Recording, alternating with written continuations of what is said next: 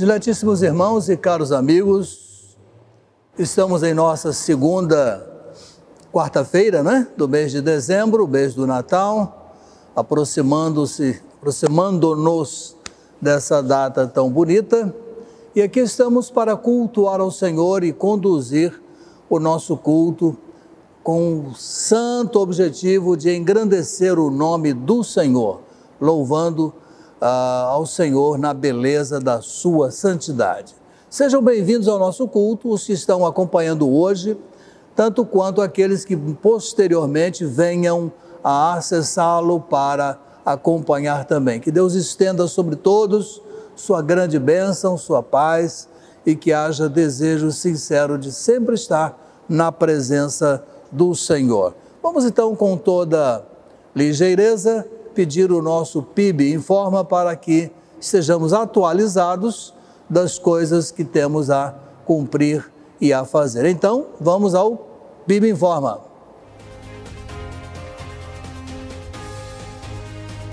Este é o PIB Informa. A confraternização natalina da igreja está confirmada. Qual a medida da nossa comunhão? Venha aumentar suas medidas.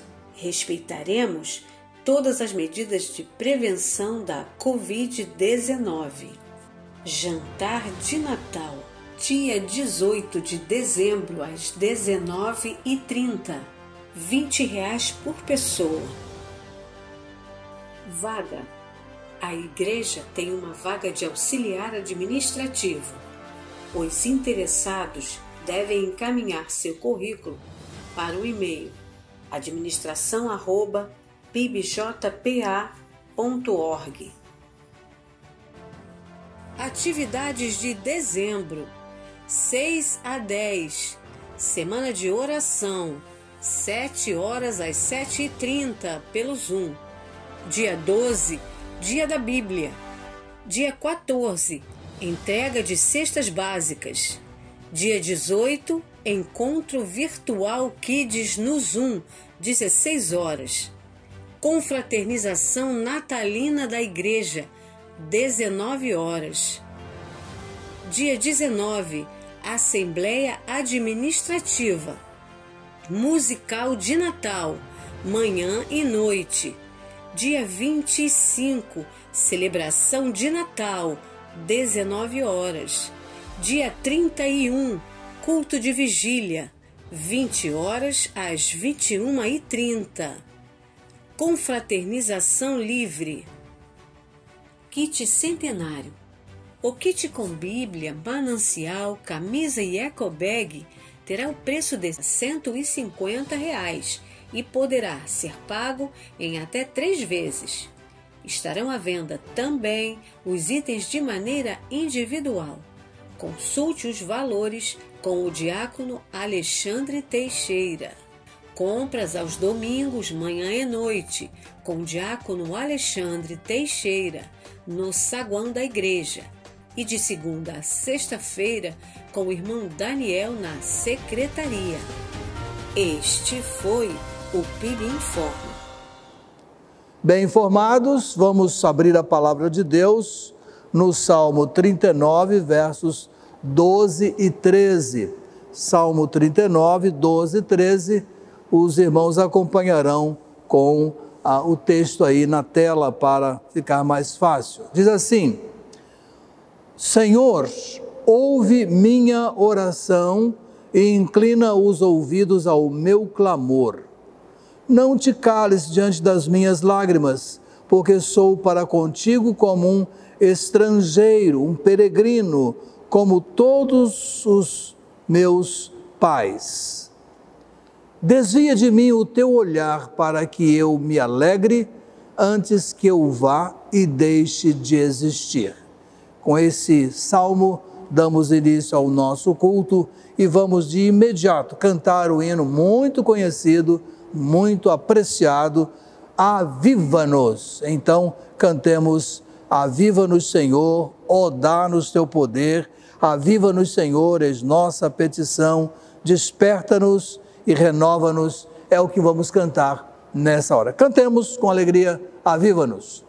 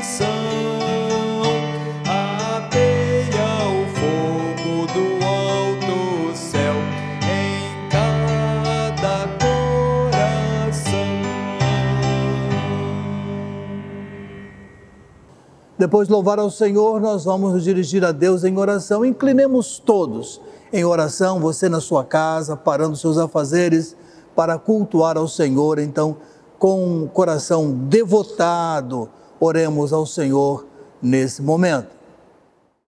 Boa noite, irmãos. Vamos orar. Pai de amor, nós te agradecemos imensamente por todas as grandes bênçãos que o Senhor tem nos dado até aqui, pela alegria, Senhor, de poder falar contigo e ouvir a tua voz. Te peço pela bênção sobre a vida de cada irmão em seu lar nesse momento, que está acompanhando o culto desta noite, participando em oração também, alguns com o coração aflito, outros com o coração mais alegre, mas todos na tua presença, Senhor, entregando a ti aquilo que tem de melhor, que é o seu coração. Cuida de nós, cuida de cada um nas suas lutas, orienta-nos a cada momento a cada passo que nós damos na nossa vida, perdoa as nossas falhas e ajuda-nos a pedir perdão a Ti pelas nossas falhas, entregar a Ti os nossos erros e buscar em Ti também os nossos acertos. Mas ao mesmo tempo também ajuda-nos a compartilhar com o nosso irmão, a buscar no nosso irmão a ajuda necessária para vencer as nossas lutas.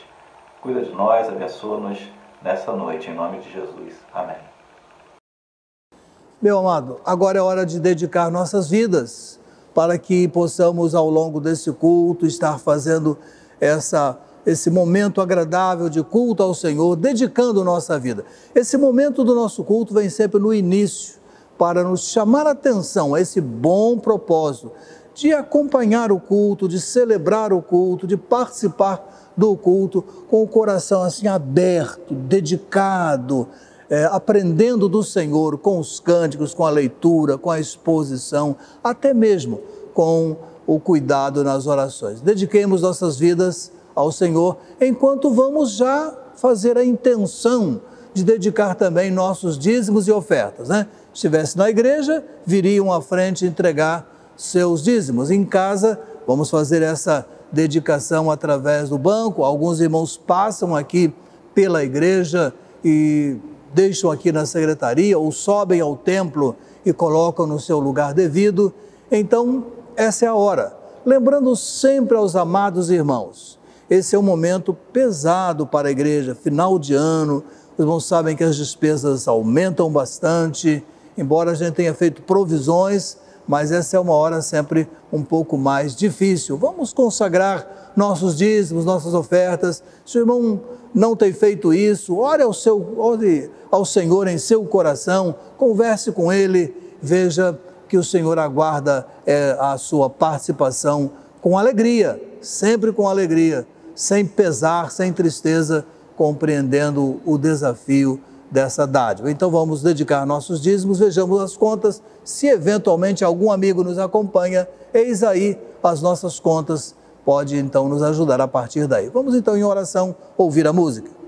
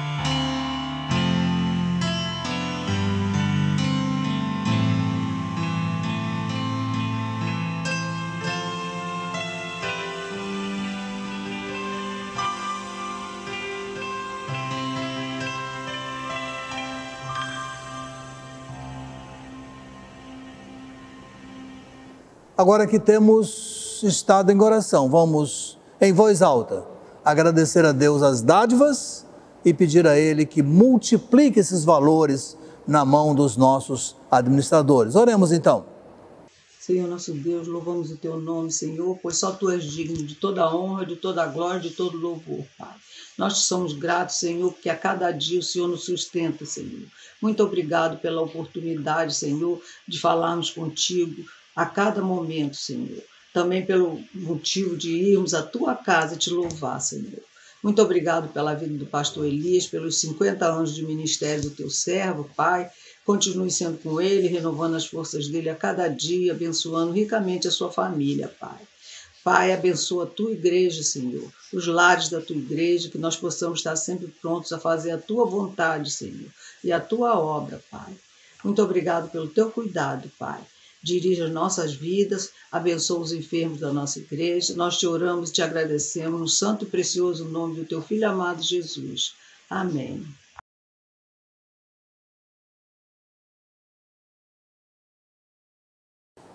Prezados, seguindo o nosso culto, com muito prazer, vamos passar para o momento da exposição da palavra. Quem vinha fazendo os estudos de Efésios era pastor Pedro. Ele está agora em Jardim Clarice, como pastor titular daquela igreja.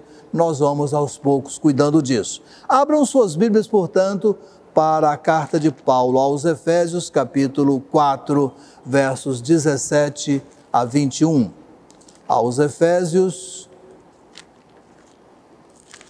capítulo 4, versos 17 a 21, texto que também vai ser exposto para os irmãos acompanharem. Diz assim a palavra de Deus em Efésios 4, 17 a 21. Portanto, digo e dou testemunho no Senhor, que não andeis mais como andam os gentios, em pensamentos fúteis, obscurecidos no entendimento, separados da vida de Deus pela ignorância e dureza do coração. Havendo se tornado insensíveis, entregaram-se à devassidão, para cometerem com avidez todo tipo de impureza. Mas vós não aprendestes assim de Cristo, se é que, de fato, ouvistes, nele fostes instruídos, conforme a verdade que está em Jesus. Que o Senhor nos abençoe após a leitura da sua bendita palavra. Então, como estava dizendo, estamos retomando as reflexões na carta de Paulo aos Efésios, que vinham sendo, como disse, conduzidos pelo pastor Pedro Henrique, com muito boa qualidade. Vamos então fazer uma espécie de retomada do capítulo 4 até onde ele chegou na sua última palavra, que foi no dia 13 de outubro. Neste capítulo 4, temos Paulo comparando a igreja a uma criação, Uma criação de Deus. E nessa primeira sessão, no capítulo 4, de 1 ao 16, nós temos o que se poderia chamar de a posição dessa nova geração, dessa nova criação. Eu separei 2 pedaços aqui, na verdade 3 pedaços. Primeiro nós temos o que poderíamos chamar de a unidade, que vai do verso 1 ao verso 6 do capítulo 4. Paulo apela para a unidade cristã com base em 7 fatos espirituais maravilhosos. Se você está com a sua Bíblia aberta, eu espero que esteja acompanhando o culto. Eu não vou ler os textos, porquanto demandaria muito tempo. Então aprendemos aí essas 7 situações, esses 7 fatos espirituais que contribuem para a unidade dessa criação que é a igreja.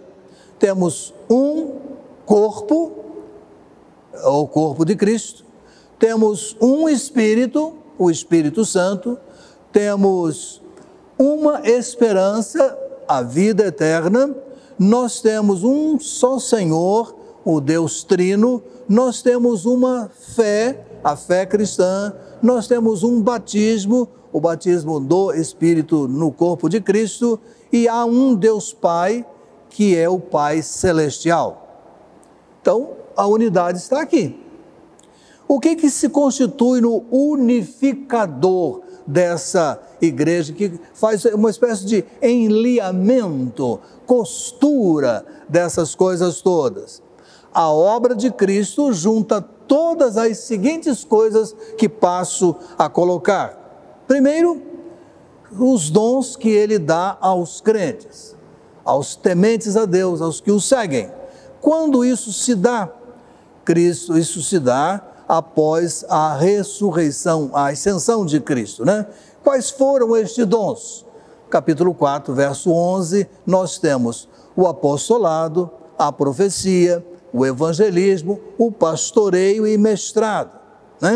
Sabemos que a lista não se esgota aqui. Ele mesmo, o apóstolo Paulo, em alguns outros lugares, menciona acréscimo de outros dons que o Espírito de Deus nos concede para o aperfeiçoamento da igreja. Por exemplo, na lista de Romanos 12, 6 a 8, nós temos a descrição de 7 dons. Na lista de 1 Coríntios 12, 8 a 10, nós temos uma lista com 10 dons.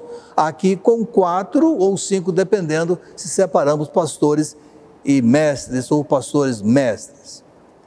Paulo tem metas para os crentes, nesse momento que ele chama a atenção para a unidade da igreja, para a unificação da igreja em Cristo Jesus. Pelo menos eu destaco 3 dessas metas. Paulo deseja que sejam equipados. Capítulo 4, 12 a 16, Paulo deseja que eles sejam maduros, 4, 13. E Paulo deseja que eles sejam firmes, 4, 14 a 16. Quais são as metas? Crentes equipados, crentes maduros, crentes firmes. Sempre que anuncio o estudo que vem a seguir no PIB Informa, eu sempre digo que são textos que, escritos lá no primeiro século, se constituem verdades para a nossa vida hoje, porque é a palavra de Deus. E aqui está uma trilogia que toda a igreja deve esperar dos seus membros, dos seus crentes: equipados, maduros e firmes. De alguma maneira, até aqui nós tivemos a palavra que pastor Pedro trouxe lá em 13 de outubro, claro, com as suas características, o seu modo de colocar. Agora precisamos entrar com alguma paciência na sessão que começa onde nós começamos, começa em 17, e os comentaristas variam em colocar o seu término, o término dessa sessão. Uns acham que é no 17, uns acham que vai, no capítulo 5:4, outros acham que é no 5:21, enfim, não importa muito onde termina, nós vamos seguir um plano em etapas, calmamente, como vinha fazendo o pastor Pedro. Se até aqui foram chamados, isto é, somos chamados para sermos um só povo, devemos então cultivar a unidade. A igreja precisa cultivar a unidade. E eu uso a palavra cultivar tomando exatamente a ideia do cultivo de uma agricultura, o cultivo de uma planta que a gente ama muito e que naturalmente, por falar em cultivo ou cultivar, demanda atitudes que permitam, que possibilitem o crescimento dessa planta ou dessa cultura ou dessa agricultura. Mas se chamados, como somos chamados para ser um povo santo, argumenta agora que nós devemos cultivar a pureza, que será objeto do nosso trabalho na outra ocasião que tratarmos disso. Porque a pureza é uma das características do povo de Deus e muito importante para a unidade. Voltem à ideia do cultivar, some com a ideia de pureza. O que seria no cultivar a ideia de pureza? É o tirar todas aquelas coisas que atrapalham, a folhinha seca que ainda não caiu, o galinho que feneceu, precisa ser amparado, enfim, essa ideia. Pureza tem mais ou menos essa ideia no corpo que a igreja deve ter, um corpo unido. A orientação paulina era para que os convertidos abandonassem o modo de vida anterior e o estilo vivido antes e voltem para o novo caminho da vida cristã, para essa nova criação na qual a igreja se tornou. Aqui ele resume o que considera as características essenciais da vida pagã. Ele vai tratar muito dessa ideia, de abandonar as velhas práticas para seguir as novas práticas. E nessa introdução, ele dá as cores devidas ao grande problema que era essa antiga cultura, esse tipo de vida outrora vivido. Os pagãos se ocupam, diz ele aqui, de coisas vazias e carentes de importância. Têm as suas mentes obnubiladas, isto é, turvadas, toldadas pela ignorância, uma espécie de sombra que não lhe permite ver com clareza. E aqui ocorre o termo mais chamativo. Os seus corações, diz ele, estão petrificados. É muito interessante que ele usa uma palavra muito forte. A palavra que Paulo usa para petrificação dos corações é terrível, segundo aos estudiosos da língua grega. É uma palavra muito forte. Poroses. Vem de poros, que originalmente designava uma pedra muito dura, mais resistente que o mármore.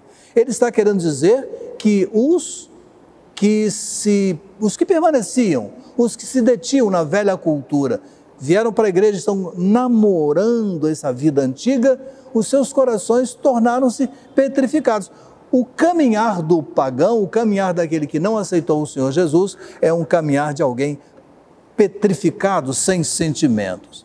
Essa palavra era aplicada para explicar o endurecimento das articulações que paralisa inteiramente os movimentos. Também identifica aquele calo formado quando há uma quebra num osso, nos ossos, e aquilo que forma para religar torna-se então esse poroses, essa pedra forte que segura ali. Bem, finalmente, o termo chegou a significar a perda da capacidade sensitiva, se trazendo lá desse universo bem físico, né, para o abstrato. Então, veio trazer essa ideia de que é a falta de capacidade sensitiva.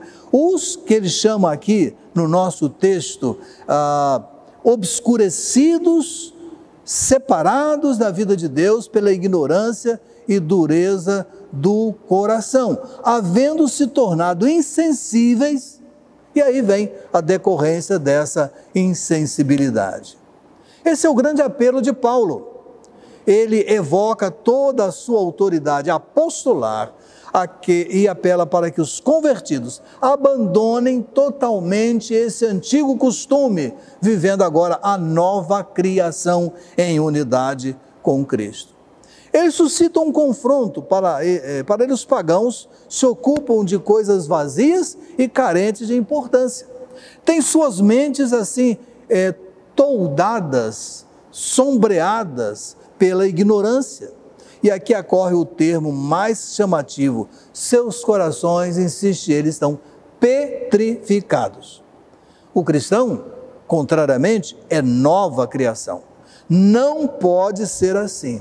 E esse é o confronto. A nova criação tem sentimentos mais aguçados.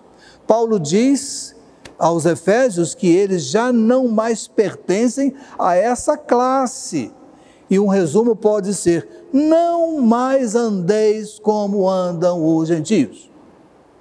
Eu fico imaginando alguém que tenha entrado para o rol da comunidade cristã, o rol da igreja, e ainda mantenha o seu coração petrificado. Ele não vai se sensibilizar com as causas do evangelho que essa igreja propugna. Claro está que temos aqui uma generalização, né? Nem todo gentio ou pagão necessariamente tinha uma vida assim tão petrificada ou insensível para as coisas da fé, mas a tipificação era cabível. Tanto quanto havia a vida cristã típica, havia também a vida pagã típica. Há uma situação horrorosa a pensar: é o efeito petrificador do pecado. Ninguém se torna grande pecador num rápido momento, dificilmente isso ocorre, né? Pode até que inicialmente, quando ele vai se afastando de Deus, ou não teve ainda uma genuína conversão, ele olhe para esse proceder pecaminoso com um certo asco, com um certo receio, temor, horror, mas se continua praticando, chega um momento em que desaparece toda essa sensibilidade. Não raro dizemos assim: como pôde fulano fazer isso? Porque nos é um horror ver o que a pessoa fez. Mas pôde e fez. Será que não sentiu nada? Não se incomoda com nada? É a petrificação do coração e a ausência total de sensibilidade que foi sendo alcançada, essa sensibilidade foi sendo destruída pela petrificação que lhe roubou essa tendência. É alguém cuja moralidade perdeu o sentido, ele não se liga mais a nenhum padrão significativo de moralidade. Na verdade, tornou-se uma pessoa amoral, isto é, que não atende, que não acompanha nenhum padrão ético na sua vida. Tudo ficou num plano em que, segundo ele, tudo pode fazer e acontecer. O horrível do pecado é seu efeito petrificador, esse desgaste dos princípios éticos e morais, e essa pessoa então se torna alguém que tanto faz como tanto fez. Paulo enuncia a grande acusação de que a vida pagã petrifica de tal forma a consciência do homem que acaba com todos os seus sentimentos. Os pagãos se entregaram a cometer, diz o texto, com avidez toda classe de impureza. O pecado pode dominar um homem de tal maneira que lhe faça perder toda a decência e toda a vergonha. Chega a ser como alguém que vai se entregando às drogas e, por fim, faz qualquer coisa para satisfazer a sua ânsia, o seu pecado. Começa com algo assim em segredo, vai avançando até tornar-se alguém abertamente ocupado com essa prática tão nefasta, né? Rompendo os padrões mínimos. Alguns até avançam na economia doméstica, alguns até agridem quando a família, a mãe, a avó, pessoas idosas não podem oferecer, não tem mais o que oferecer, e aí todo o padrão de vergonha, de ética acabou. O homem pode chegar a escravo do álcool, que não lhe interessa mais se o verão, né? Ébrio, caído por ali ou por acolá, ele está pouco se ligando nisso, porque perdeu, petrificou. Alguém pode deixar-se levar pelos desejos sexuais que não se inquieta mais com nada do que possam ver ou possam acompanhar ou censurar. O que será que move o coração do pedófilo? O que será que move o coração de uma pessoa que se dá ao estupro de outra pessoa? O que alimenta, não é? Que dá a essa pessoa calma para fazer isso? É que o seu coração, os seus princípios passam agora longe, quero dizer, de um verdadeiro padrão.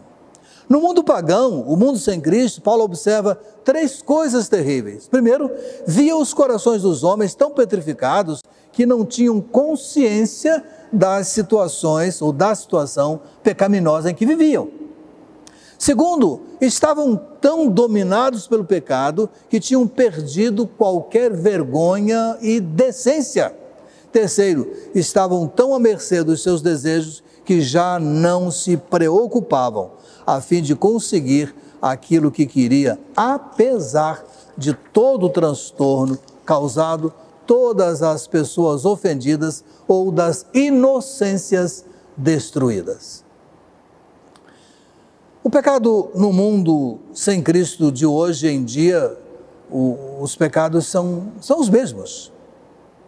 Se vê irromper em toda parte, transitam pelas grandes avenidas ou pelas estreitas ruas poeirentas das cidades pequenas, majestosamente, agressivamente, vai tomando conta de qualquer coisa, até que encontra o Evangelho, até que encontra Jesus Cristo, e então a pessoa muda de rumo. Esse texto de Paulo é um dos que mostram com toda clareza a real fealdade do pecado.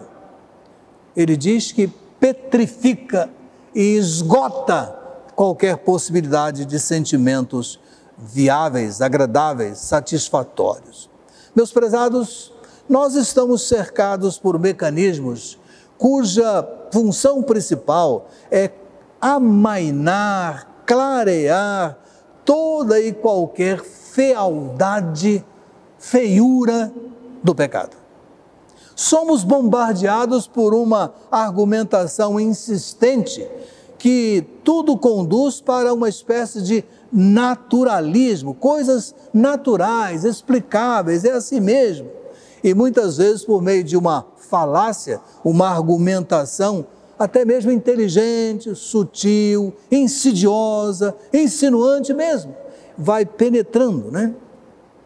Às vezes eu penso que essa invasão do pecado se assemelha aos processos antigos ou ainda usáveis, não sei, não posso garantir isso, quando se detonava uma grande pedreira em pedaços, né? Lá os técnicos vão fazendo aqueles poros finos e vão colocando ali o estopim, depois quando detonam, ou como os prédios, né, que são desmontados, por assim dizer, porque os técnicos colocam ali os dispositivos adequados em cada parede, quantidade certa, e quando se aperta o botão, implode uma grande construção. O pecado vai se tornando volumoso e vai destruindo a gente, ele vai entrando aos poucos, ele nunca é catastrófico de momento.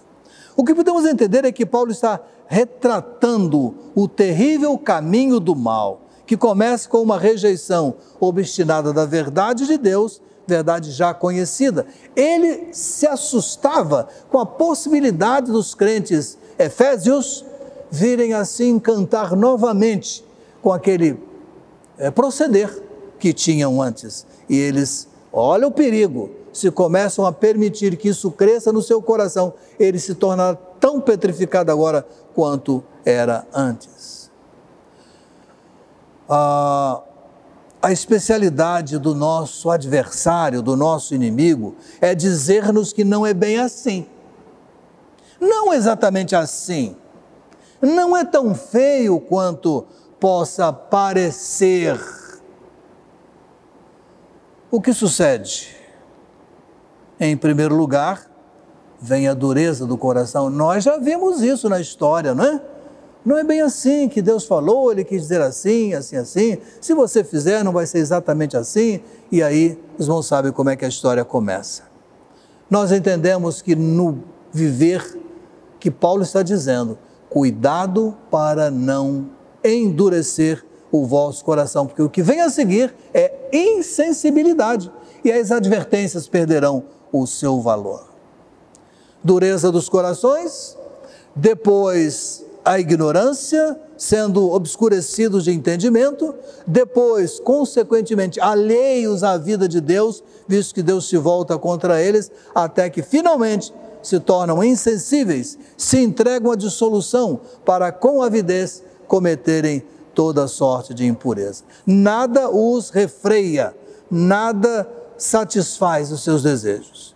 Dessa maneira, a dureza de coração leva primeiramente às trevas mentais, e aí tudo vem. Depois a insensibilidade da alma sob o julgamento de Deus e finalmente uma vida desenfreada. Quando eu fui assaltado e levaram eu com meu pai num carro para o interior de uma comunidade, a pessoa, quando descobriu que eu era pastor, ele disse, não vai acontecer nada com o senhor, a gente respeita os homens de Deus. Eu estou ali acabrunhado, né, sendo levado, até que chegou um ponto lá e nós paramos lá, 2005 isso. E uma pessoa me explicou o porquê. Olha, pastor, o senhor vai ser bem tratado e nada vai lhe acontecer. Eu fiquei esperando o que vinha depois, né? E ele disse, o grupo, quase todo o grupo, já pertenceu a uma igreja evangélica. Já tinham pertencido. E citou que fulano e fulano, a mãe, a avó, não sei o que ainda está. Como é que chegou a esse estado? Realmente fui bem tratado. Não aconteceu nada. Meu carro eu não recuperei na hora, porque eles perderam o carro, porque a Polícia Rodoviária Federal desconfiou e enfrentou. Na tarde daquele dia, eu recebi o carro de volta, lá na delegacia. Nada me aconteceu. Até me conduziram, eu e a meu pai, para a proximidade de uma delegacia, para que eu pudesse dar a queixa. E eles falaram isso. Até me deram uma história que eu deveria contar. Como chegou a isso? Porque, de um lado, homem de Deus, eu respeito, a gente respeita, mas pega o veículo desse camarada, desse homem de Deus, para fazer uma ação danosa Que incoerência é essa? Que explicação tem? Não tem, a não ser que se entenda a petrificação do coração. Uma vida totalmente desenfreada. Tendo perdido toda a sensibilidade, as pessoas perdem também seu autocontrole. Nos versos a seguir, Paulo vai disponibilizar uma linguagem bem clara e objetiva, o que devemos fazer para evitar. Isso veremos mais adiante. Como terminamos então a palavra de hoje? Com as palavras de Efésios 4, 20 e 21. Vamos recordar? Mas vós não aprendestes assim de Cristo, se é que de fato ouvistes, nele fostes instruídos, conforme a verdade que está em Jesus. Mas vós não aprendestes assim a Cristo, mas vós não aprendestes a Cristo assim. Acho que gostamos também da tradução da NVI, Nova Versão Internacional. Todavia, não foi isso que vocês aprenderam de Cristo. Mas há aqui uma sutileza. Antes de firmar um posicionamento, convém lembrar o mesmo Paulo escrevendo em 1 Coríntios 1:23, quando diz: nós pregamos Cristo crucificado. Nós pregamos a Cristo crucificado. Comentarista Bacon, citando Hodge, diz assim: não significa meramente pregar suas doutrinas de Cristo, senão pregar a Cristo mesmo, referindo-se a 1 Coríntios, senão pregar a Cristo mesmo, postulá-lo como objetivo de amor e confiança supremos. Essa é a ideia para esse aprender a Cristo, que nos parece um pouco estranho. Significa conhecê-lo experimentalmente como Filho de Deus e como Salvador pessoal de cada um. Mas, entretanto, é muito mais do que conhecê-lo academicamente, por mais profundo que isso possa parecer ou que esse conhecimento signifique. Estudiosos entendem que esse aprendeste assim a Cristo nos leva para duas ramificações ou se completa com duas ações absolutamente ligadas. Conhecer particularmente com tudo que a gente possa investigar, mas conhecer experimentalmente com tudo que possamos entender. Se é que de fato ouvistes, nele fostes instruídos, conforme a verdade que está em Jesus. Temos uma dúvida? Se é que tendes ouvido e nele fostes ensinados, como está a verdade em Jesus, é a versão corrigida, ou então a versão Nova Almeida, se é que de fato ouviram falar dele e nele foram instruídos segundo a verdade em Jesus. De fato, vocês ouviram falar dele e nele foram ensinados de acordo com a verdade que está em Jesus. Não parece que Paulo estivesse duvidando de que tinham ou não ouvido de Cristo. Expressão única da verdade. Afinal, ele mesmo dissera, Jesus dissera que ele era a verdade. O que está por trás desse conjunto é um pouquinho mais do que isso. Para Paulo, os que conheceram a Cristo e aprenderam de Cristo, vencem o pecado. E se não está havendo essa vitória sobre o pecado, é porque alguma coisa aconteceu e não aprenderam adequadamente, corretamente, profundamente, experimentalmente. Até têm uma boa noção, mas ainda não lhes é uma verdade interiormente consumada. O fato é de que alguém não ter obtido essa vitória põe em dúvida a validade da sua experiência cristã, a conversão genuína, porquanto fica sempre subentendido que a real conversão a Cristo confere vitória sobre o pecado. Por que é assim?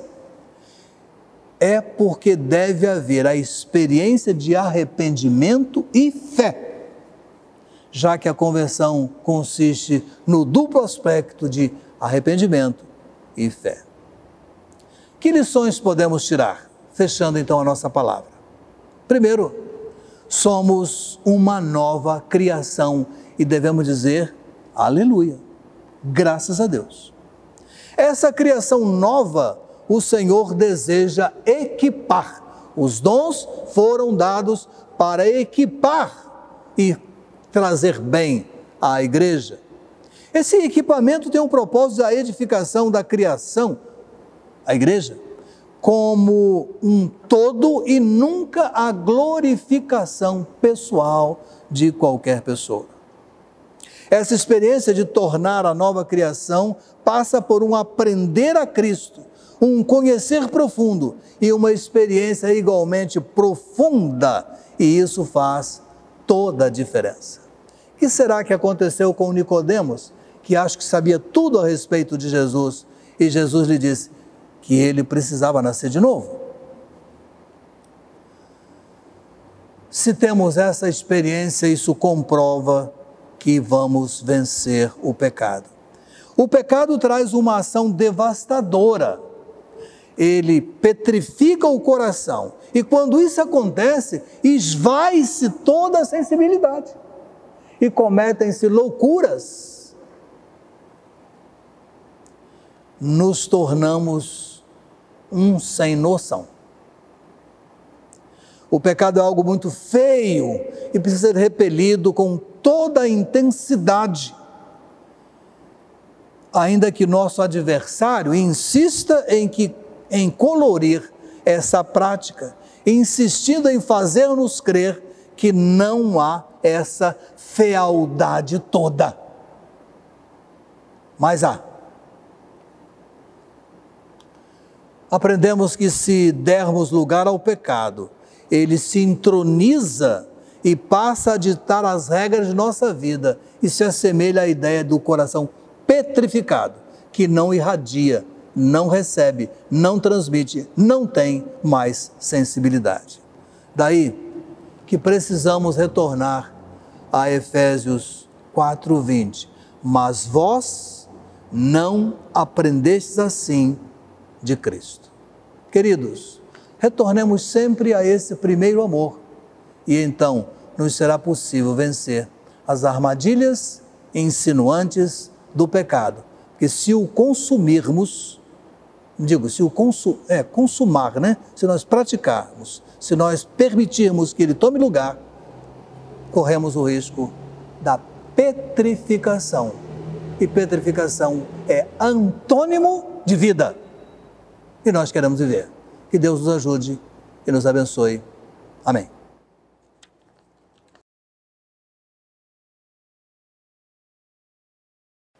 Passemos, amados, ao nosso próximo momento, que é o momento dos pedidos de oração.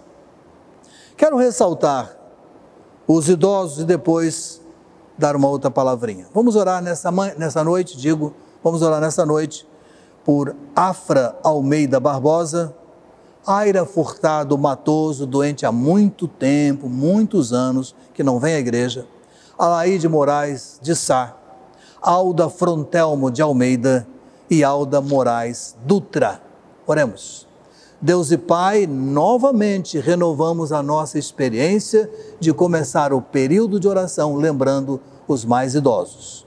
Para eles suplicamos-te tua graça, teu favor, tuas misericórdias, suplicamos-te renovar-lhes o ânimo, fazer vir à sua memória, Senhor, os tempos que puderam trabalhar na tua causa, já que agora estão impossibilitados, por causa da idade uns, por causa da enfermidade outros, mas enfim, recolhidos e servindo ao Senhor de outra maneira, a maneira própria de alguém nessa idade. Abençoa-os com eles, as suas famílias, oramos em nome do Senhor Jesus. Amém. O que eu quero dizer? Eu tenho uma lista hoje particularmente muito grande. Eu tenho 36 pessoas. Eu realmente não sei o que fazer. Não posso dar detalhes porque o tempo demandaria muito tempo. Mas eu queria fazer um apelo aos irmãos que estão acompanhando o culto agora. Não tem outro jeito, são pessoas carentes, com situações que precisam ser colocadas. Eu preciso da igreja nessa hora, que me ouve em casa, parando tudo aí, tudo mesmo. Dê a esse momento do culto uma expressão de grande relevância, porque há pessoas aqui que eu vou citar, vivendo momentos angustiantes, e não posso passar direto sem mencionar isso. Por exemplo, estava preparando para subir aqui para a preparação do culto, e a irmã Creuza Julianelli me diz em lágrimas: pastor, Leonardo foi internado agora de manhã, isso terça-feira, nós estamos falando agora na quarta, grave. Orei com ela. Eu não posso deixar de mencionar isso para que a comunidade esteja lembrando, mas há outros casos. Por exemplo, a irmã Mariana Norma Duarte está em Campos, bastante doente. A irmã Grace Mary pede por sua mãe, irmã Áurea, que não é da nossa igreja, também muito fragilizada. Com alegria, o casal Ubirajara e Catarina informam que o seu filho Jorge, que teve um acidente sábado, está recuperado, está de alta, está tudo bem. Em compensação, o bisnetinho Pedro permanece hospitalizado e talvez esteja ali até sábado. Felipe Gomes continua carecendo das nossas orações. A Márcia Copaniche pedindo por Ana Beatriz Brione e também pela arquiteta Robéria, que está comandando a obra na Casa da Amizade, foi submetida a uma cirurgia gravíssima, na segunda-feira. Oremos por ela. Pastor Marcos Bonella pede por Fábio e Íris. Oramos sempre por Glaucineide, por João Gabriel, por irmã Josélia, pela dona Marília Melo, pela irmã Laudiceia, que tem tido momentos instáveis, e esses momentos instáveis são complicados. Oremos por ela. Com o Fernando Nogueira, que tem estado melhor, tem vindo à igreja. O próprio casal, o Birajara, com as suas enfermidades. O irmão Elias Alves também está carente das nossas orações. O irmão Ari Conceição, da nossa igreja. O Elias é da igreja wesleyana e o Ari é da nossa igreja. Madorcas, tudo da mesma família. Irmão Oscar e Lindalva, graças a Deus, recuperando. Antoeme, idoso, precisando. Valdete Nascimento, apesar das suas dores, esteve domingo na igreja, é uma alegria ver isso. A irmã Marion pedindo pelo filho Felipe, a irmã Eliane Cardoso pedindo por ela mesma. A alegria de ver o irmão Luiz Carlos Marques melhorando em casa. A Patrícia, amiga da Ana Mendes, também melhorando. O Robson da Michele, precisando das nossas orações. A irmã Esther Vargas pedindo por Marli Baraúna e esposo, vão para a cirurgia dia 14. Irmã Luciana Neto, irmã ministro de música Paulo Davi, a irmã Clarice Franco e seu esposo Carlos, irmão Animésio, pastor Jonanias, que está recuperando, mas um tratamento trabalhoso que ele está vivendo. A irmã Elizabeth Marques, graças a Deus, recuperando-se bem. A irmã Angela Maria pediu pelo pastor Geraldo Rangel, conhecido nosso, foi missionário, passou por cirurgia, as coisas complicaram. A irmã Berenice está pedindo oração pelo irmão Emídio precisando muito dos nossos cuidados também, para Deus fortalecer o seu ânimo. Então, rapidamente, mas 36 casos.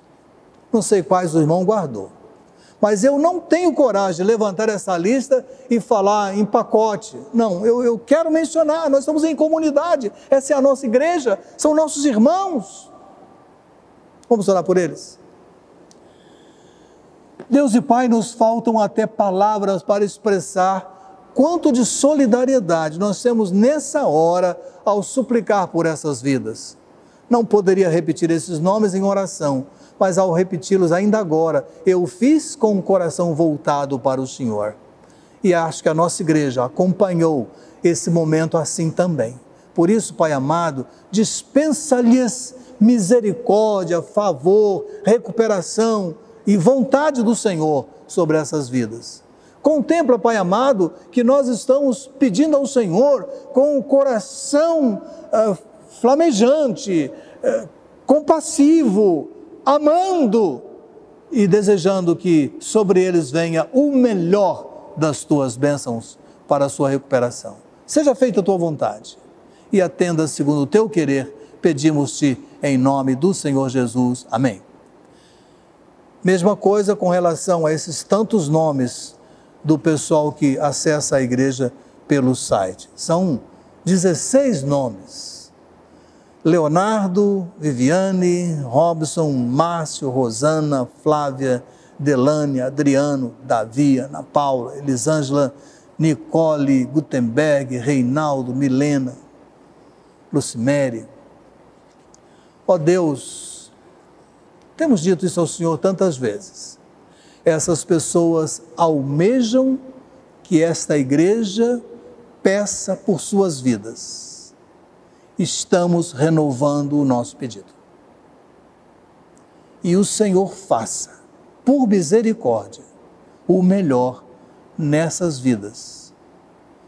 E se ainda não conhecem o Senhor Jesus, como alguns me parece não conhecem, que possam receber a convicção de que são pecadores e precisam da salvação também. Oramos em nome do Senhor Jesus. Amém. Pela igreja, pelos jovens, pelo mês de dezembro, pelas atividades e decisões da igreja. Igreja no domingo 19 votará seu novo orçamento. Eu quero tanto que a igreja cresça também nessa área econômica. A igreja toda deseja, né? Mas ainda não conseguimos sensibilizar a todos. Deus precisa nos ajudar. Não me canso de pedir pelos que me ajudam na condução da administração da igreja.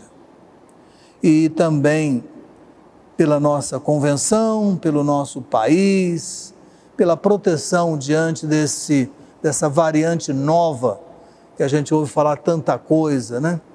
Mas que Deus nos dê a dimensão clara do que seja para os devidos cuidados. Vamos orar? Pai amado, fechamos esse período agora colocando essa criação nova que é a igreja. Outrora vivíamos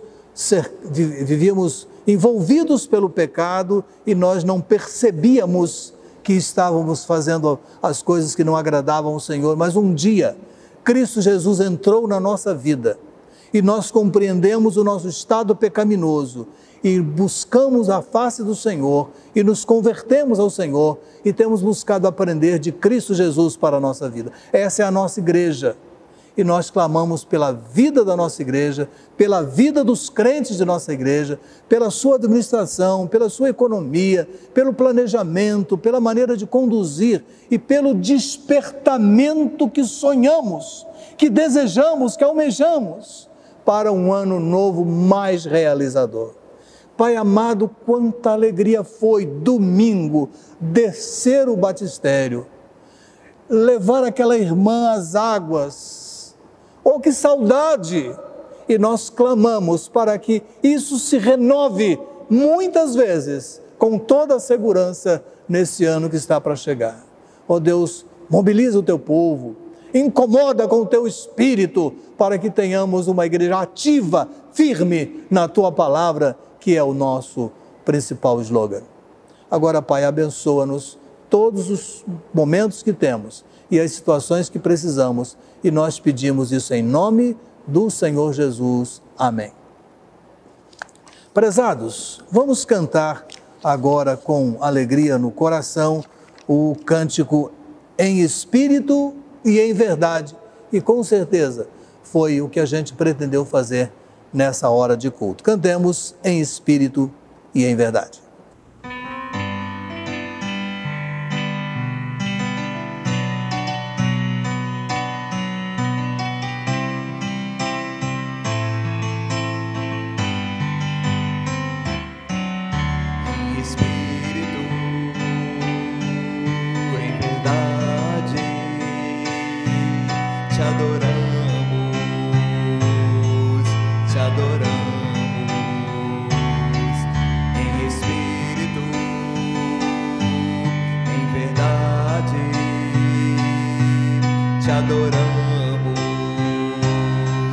Te adoramos, Rei dos Reis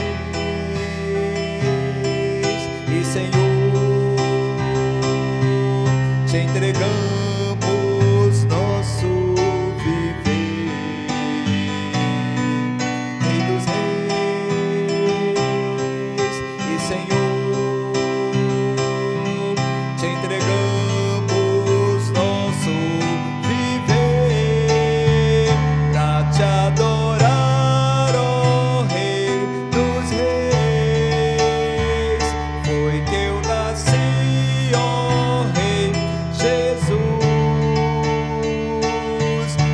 prazer é te louvar, meu prazer é estar nos atos do Senhor, meu prazer é viver na casa de Deus, onde flui o amor, pra te adorar, ó Rei dos Reis. Foi que eu nasci, ó Rei Jesus. Meu prazer é te louvar, meu prazer é estar nos atos do Senhor, meu prazer é viver na casa de Deus, onde flui o amor, onde flui o amor.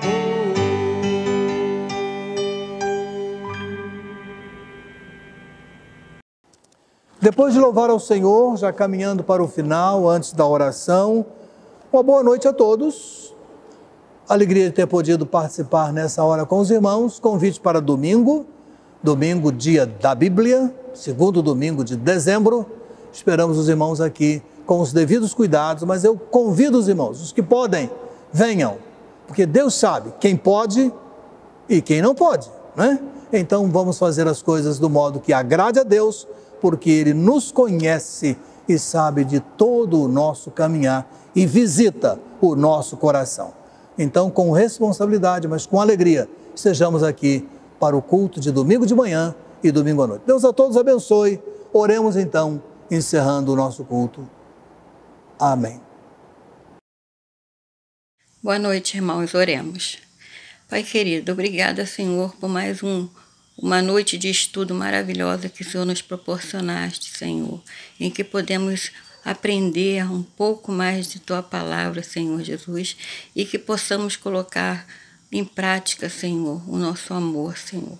Ó Pai amado, te peço, Senhor, que o Senhor continue nos abençoando, nos guardando, Pai amado, dando, Senhor, um resto de semana abençoada na Tua presença, Pai querido, e que tudo, Senhor, possa correr conforme a Tua vontade, não a nossa, Pai querido. Entrego tudo nas Tuas mãos, porque sei que Tu irás fazer o melhor para nós, ó Pai.